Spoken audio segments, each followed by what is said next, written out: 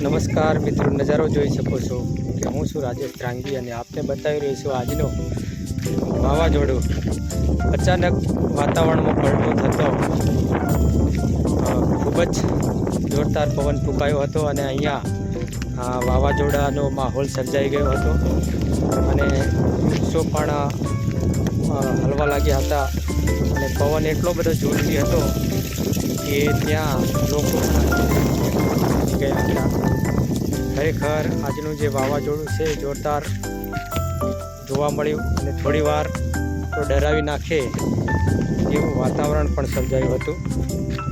ખરેખર તમે જોઈ શકો છો કે અહીંયા આ જે વૃક્ષો છે એ કેટલા બધા પવનના લીધે અહીંયા વાવાઝોડાની અસર દેખાઈ રહી છે અને ખરેખર જોરદાર પવન ફૂંકાયો હતો.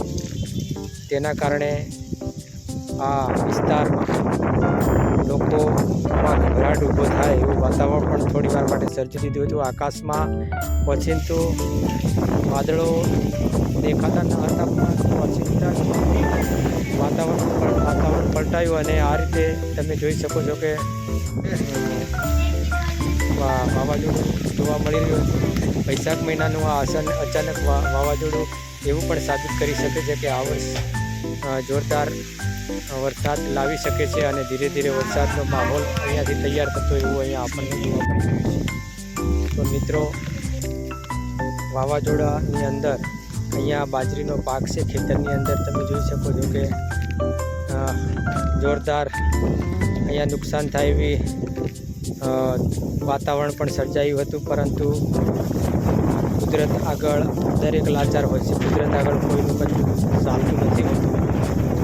તમે હો કે બીજા હોય પણ કુદરત ધારે તે કરી શકે છે.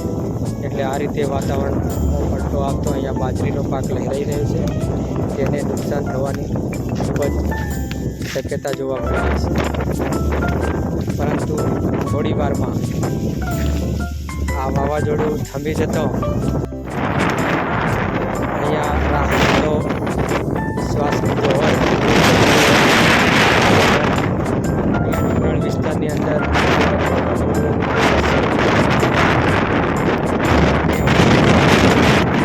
થઈ રહ્યા હોય અને હવે ધીરે ધીરે કુદરત વરસાદનો માહોલ ધીરે ધીરે થઈ રહ્યો હોય એવું અહીંયા લાગી રહ્યું છે અને શરૂઆત અહીંથી થઈ જશે એવો અંદાજ અહીંના લોકોમાં સર્જાઈ રહ્યો છે. અને જે જૂનવાણી લોકો છે તે કહે છે કે વૈશાખ મહિનાથી જો જૂના સમયમાં વૈશાખ મહિનાથી જ વરસાદ આવી જતો હતો અને આ રીતે ખેતીની તૈયારી થતી હતી.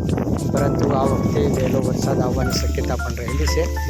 આ રાજેશ ધ્રાંગી સાહેબના વિડીયો તમને ગમ્યા હોય તો મારા પાયો વિડીયોને લાઈક કરો, શેર કરો અને ચેનલને સબસ્ક્રાઇબ કરવાનું ભૂલતા નહીં.